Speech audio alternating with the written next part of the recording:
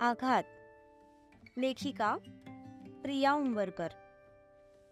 वाचक स्वर सिद्धी गायकर.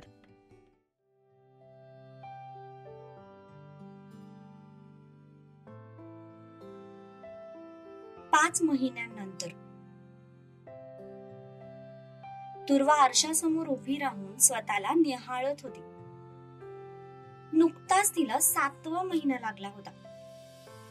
पोट पण बऱ्यापैकी दिसू लागलं होतं. गाल वर आले होते.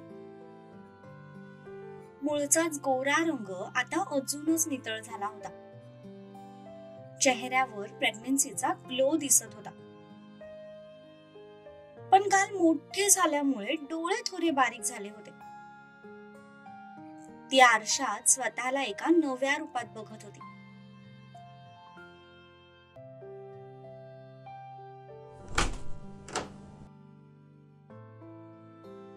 काय मग, काय म्हणते माझी एंजल?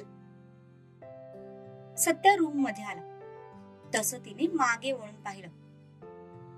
पण तितक्यात तिला तिच्या पोटावर एक स्पर्श जाणवला. तशी तिने नकारार्थी मान डोलवत सुस्कारा सोडला.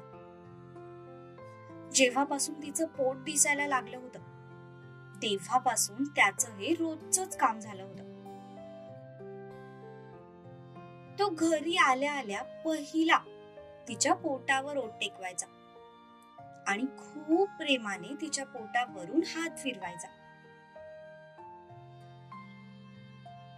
Love you so much princess. त्याने तिच्या पोटावरून प्रेमाने हात फिरवला. तशी दुर्वा कपाळावर आठ्या पाडत त्याच्याकडे बघू लागली. काय झालं? तुमचं ना माझ्यावरचं प्रेम कमी झालंय. आणि असं का वाटतं तुला? कारण मी आता पहिल्यासारखी सुंदर राहिले नाहीये. पोट सुटलंय माझं, वजन वाढलंय, गाल पण किती वर आलेत. म्हणून तुम्ही आता माझ्यावर पहिल्यासारखं प्रेम नाही करत. फक्त तुमच्या प्रिन्सेसवर करता. मी आता तुझ्यावर पहिल्यासारखं प्रेम करत नाही, ते तर बरोबरच आहे. कारण आता मी तुझ्यावर पहिल्यापेक्षा जास्त प्रेम करू लागले. नाही, खोटं बोलताय तुम्ही. नाही ग, मी खोटं बोलत नाहीये. खरंच आता मी तुझ्यावर पहिल्यापेक्षा अजून प्रेम करायला लागले. कारण आता तू फक्त माझी एंजल नाहीयेस, तर माझ्या बाळाची आई होणारेस. स्वतःचा जीव धोक्यात घालून मला बाप होण्याचं सुख देणार आहेस. सगळ्या वेदना, सगळा त्रास एकटीने सहन करून तू या घराला वारस देणार आहेस. मग तुझ्यावरचं प्रेम वाढणारच ना. तसे तिचे डोळे भरून आले. आजकाल तिचे जरा जास्तच मूड स्विंग्स होत होते. कधी ती खळखळून हसायची, तर कधी कारण नसताना सुद्धा तिला रडू यायचं. कधी एकदमच इमोशनल व्हायची आणि कधी छोट्या छोट्या गोष्टींवर पण चिडायची. पण तो तिचे मूड स्विंग्स चुपचाप सहन करायचा.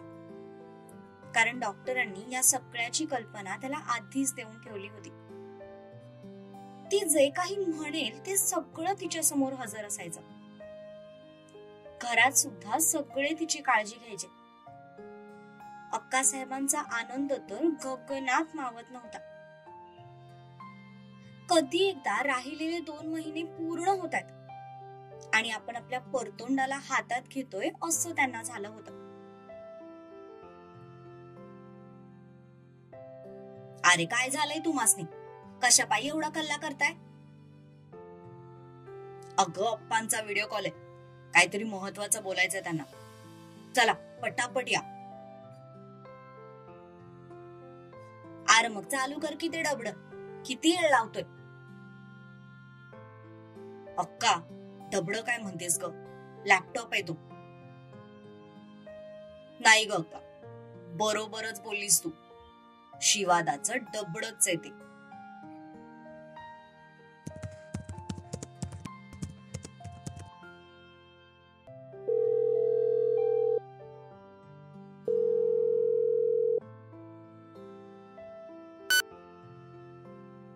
काही वेळातच कॉल कनेक्ट झाला. स्क्रीनवर आता अप्पा आणि माई दोघेही दिसू लागले. दोघेही सोफ्यावर बसले होते. गंगा, कसा हायस? आता ग बया, तू तर ढवळा झालास की. शिव, ढवळा म्हणजे काय? अगं तारा, अक्काला गोरा म्हणायचंय.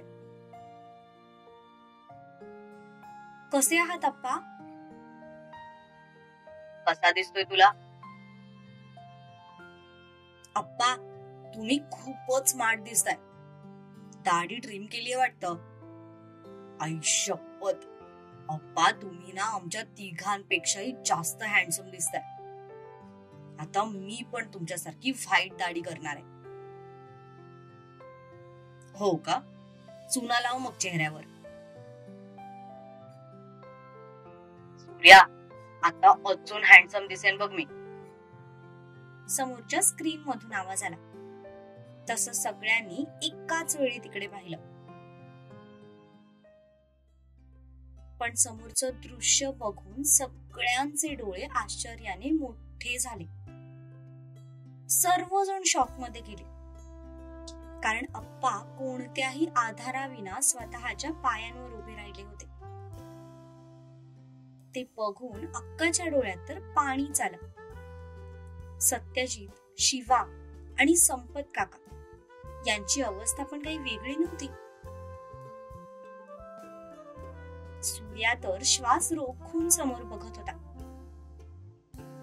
दुर्वा, तारा आणि राधा या तिघींना तर कसं रिॲक्ट करावं तेच समजत नव्हतं. थोडक्यात एक पिन ड्रॉप सायलेन्स सगळीकडे पसरला होता.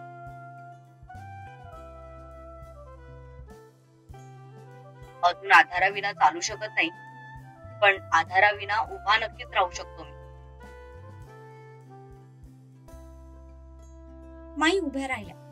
त्यांनी अप्पांचा हात पकडला. माईंचा आधार घेत अप्पा 4-5 पावलं पुढे आले. पण ते बघून अक्का साहेबांनी लगेच घराच्या छताकडे बघून हात जोडले. त्या माऊलीला आज जणू आकाश हिंडणं झालं होतं. लहानपणी जेव्हा अप्पा स्वतःच्या पायावर चालत होते, तो क्षण आज त्यांना पुन्हा एकदा आठवला. अक्कासाठी आज त्यांचा गंगा पुन्हा एकदा स्वतःच्या पायावर चालू लागला होता. आणि हा आनंद त्यांच्या पोटात मावता मावत नव्हता.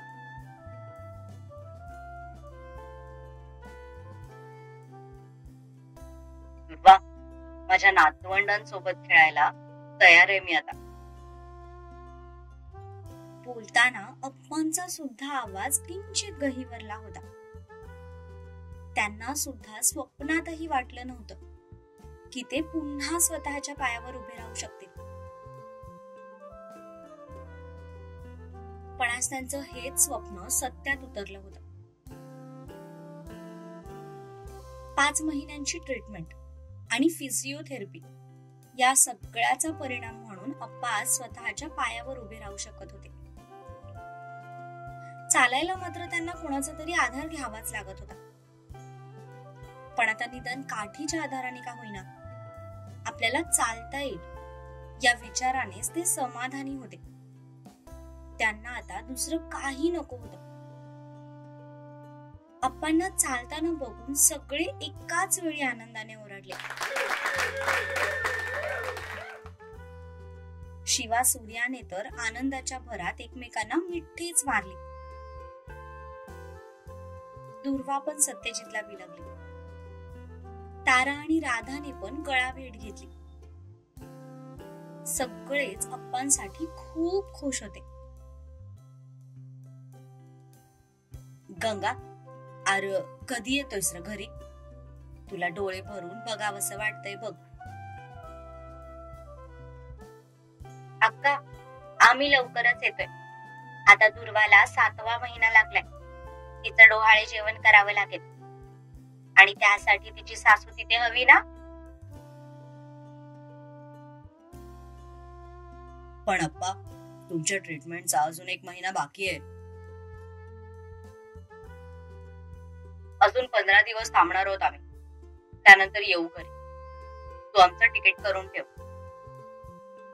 मी तसं डॉक्टरांना विचारून ठेवलंय. ते म्हणाले की तिथल्या डॉक्टर सोबत आपण ही ट्रीटमेंट कंटिन्यू करू शकतो. ज्या मेन गोष्टी होत्या त्या तर आता झाल्यात आणि फिजिओथेरपी आपण तिथे सुद्धा घेऊ शकतो. त्यासाठी आता इथे थांबायची गरज नाही. आणि खरं सांगायचं तर मला पण कधी एकदा तुम्हा सगळ्यांना भेटतोय असं झालंय. बर, ठीक आहे. मी एकदा डॉक्टरांशी बोलून घेतो आणि मग तुमचं तिकीट कन्फर्म करतो.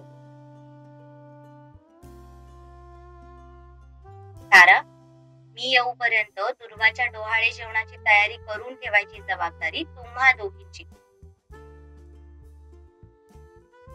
हो माई, तुम्ही काही काळजी करू नका.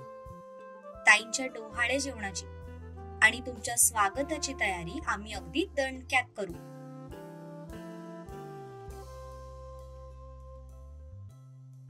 भरपूर गप्पा झाल्यानंतर कॉल कट झाला.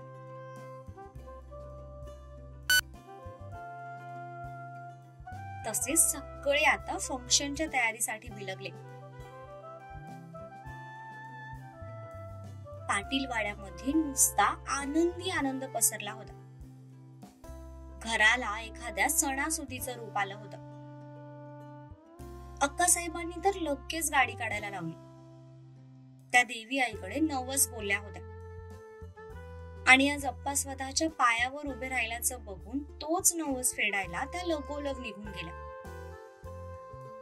संपत काका पण त्यांच्या सोबत गेले.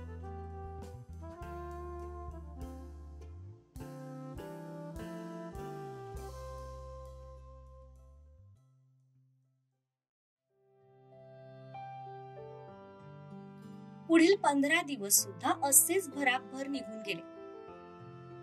दुर्वाच्या डोहाळे जेवणाला आता फक्त 3-4 दिवस शिल्लक होते. आज अप्पा आणि माई अमेरिकेहून परत घरी येणार होते. सत्यजित त्यांनाच आणायला गेला होता आणि बाकी सगळे त्यांच्या स्वागताची तयारी करण्यात बिझी होते. पूर्ण वाडा आज जणू उजळून निघाला होता.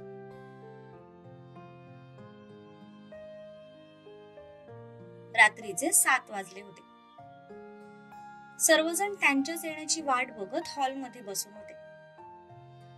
अक्काचा जीव तर नुसता खालीवर होत होता. आपल्या मुलाला चालताना बघण्यासाठी त्यांचा जीव आसुसला होता.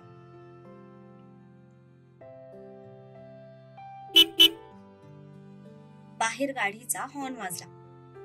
तसे सगळे उठून उभे राहिले आणि दाराच्या दिशेने गेले.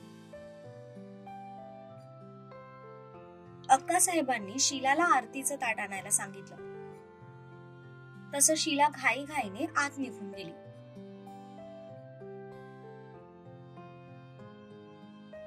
सर्वजण दाराजवळ गेले. गाडी अगदी दारासमोर येऊन थांबली. सत्यजित खाली उतरला.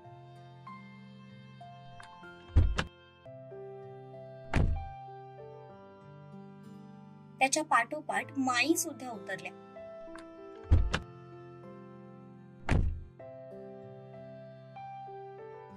सगळ्यांचं लक्ष आता अप्पांकडे लागलं होतं.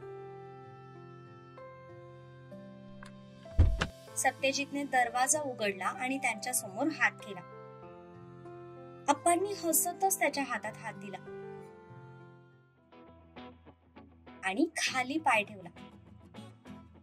काही वेळातच ते सत्यजितच्या हाताचा आधार घेत खाडीतून खाली उतरले.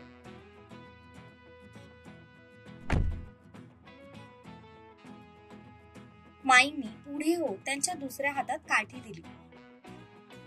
अप्पांना पाहता सगळ्यांचे चेहरे आनंदाने उजळले. शीला आरतीचं ताट घेऊन आली. अप्पा सत्यजितच्या हाताचा आधार घेत एक एक पाऊल पुढे टाकत होते. त्यांना चालताना बघून सगळ्यांनाच अति आनंद झाला. नकळतपणे आनंदाश्रू त्यांच्या डोळ्यातून वाहू लागले. अक्कासाहेब तर लगेच पुढे झाले. त्यांनी आपल्या मुलाला छातीशी कवटाळलं. एका आईसाठी तिचं मूल हे नेहमीच लहान असतं. आपल्या वाघासारख्या मुलाला असं खुर्चीवर बसलेलं बघून अक्कासाहेबांचा जीव सुद्धा तीळ तीळ तुटायचा. पण परिस्थितीपुढे त्या हतबल झाल्या होत्या. आज मात्र आपल्या मुलाला स्वतःच्या पायावर पुन्हा एकदा चालताना बघून त्यांचा आनंद गगनात मावत नव्हता. त्यांनी अप्पांच्या चेहऱ्यावरून हात फिरवत कडाकडा बोटं मोडली. त्यांची दृष्ट काढली. सगळ्यांच्या चेहऱ्यावर आनंदाचं हसू होतं. माईंचं लक्ष मात्र सगळ्यात आधी दुर्वाकडे गेलं. तिच्या गोल मटोल पोटाकडे बघून त्या गालातच हसत होत्या. त्यांना बघताच दुर्वानी मात्र लाजून मान खाली घातली. अक्का, लहान आहे का मी आता? आजोबा होणारे लवकरच. तुला नाही कळायचा एका आईचा आनंद. आई शपथ, अप्पा तुम्ही खरंच खूप हँडसम दिसताय हो. तिकडे काय जिम बिम लावली होती की काय? हो, लावली होती ना. भेटू आता आपण लवकरच कुस्तीच्या आखाड्यात. सर्वजण घरात आले.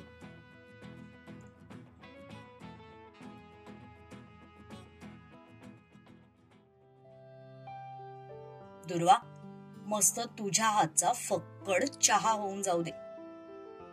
5 महिने तुझ्या हातच्या चहाला किती मिस केलं माहितीये? दुर्वा, थांब तू. अहो, काय हे अवस्था बघा तिची. आणि तिलाच काय कामाला लावताय? शीला करेल की चहा? माई, अहो चहाच तर करायचंय. मी करते. आणि तसंही आज मला खूप प्रसन्न वाटतंय. कालपर्यंत जो थकवा होता तो आज सगळा निघून गेल्यासारखा वाटतंय. मी करते चहा.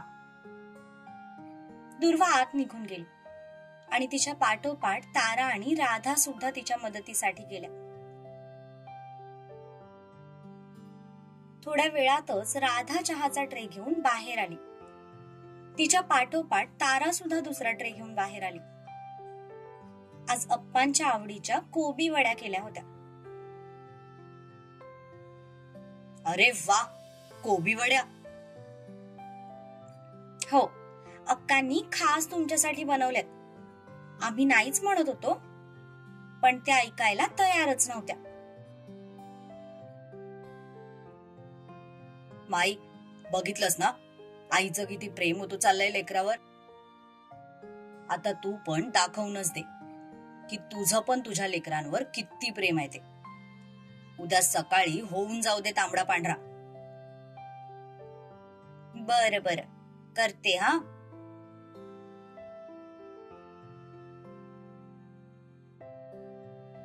छानपैकी कोबी वड्या आणि चहाचा आस्वाद घेत सगळे गप्पा मारत होते. त्या रात्री बराच वेळ गप्पांची मैफिल रंगली. शिवाय डोहाळे जेवणाच्या तयारीबद्दलही बऱ्याच गोष्टी डिस्कस झाल्या. आणि जेवण करून सर्वजण झोपायला आपापल्या खोलीत निघून गेले.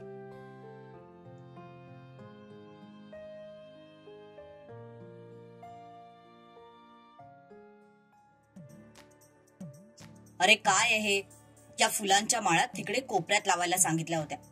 तुम्ही इथे काय हा पसारा घालून ठेवलाय? शिवा काम करणाऱ्या माणसांवर ओरडत होता.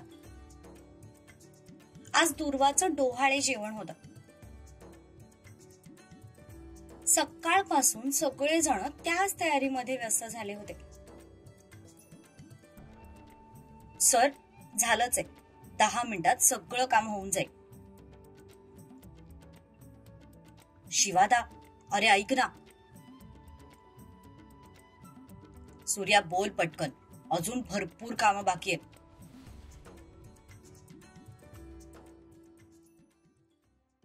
अरे मी आत्ताच असं ऐकलंय की आजच्या प्रोग्राम मध्ये वहिनी समोर काही पदार्थ ठेवले जातील.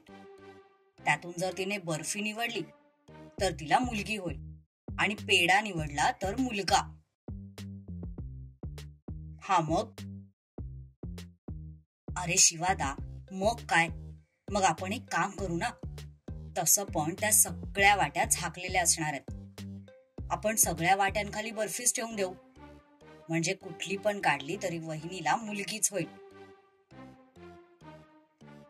सूर्या, कुठल्या मुहूर्तावर जन्माला आलायस रे तू? शिवादा, मला वाटतं बहुतेक अमावस्या होती त्या दिवशी. आणि असा काय बघतोयस? तुला पण वाटतं ना वहिनीला मुलगी व्हावी? हो वाटतं. म्हणून काय अशी चिटिंग करायची? आणि तसंही मुलगा होऊ दे किंवा मुलगी, बाळ तर आपल्या भाईचं आणि वहिनीचंच असणार आहे ना. काश यार शिवादा, वहिनीला ट्विन्स असते, एक मुलगा आणि एक मुलगी. किती भारी झालं असतं. हो, पण नाहीयेत ना ट्विन्स.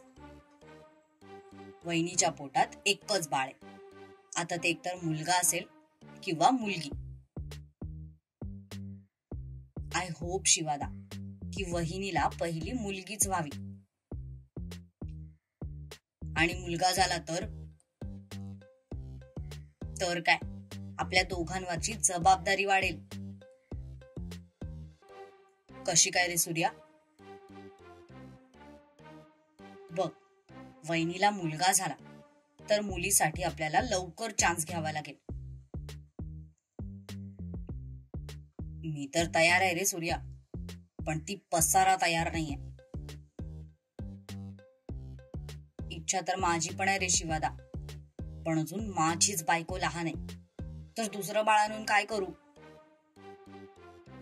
सूर्याने बारीक तोंड केलं. दोघांनी पण केविलवाण्या नजरेने एकमेकांकडे पाहिलं आणि एकमेकांच्या खांद्यावर हात टाकून ते पुढच्या तयारीला निघून गेले.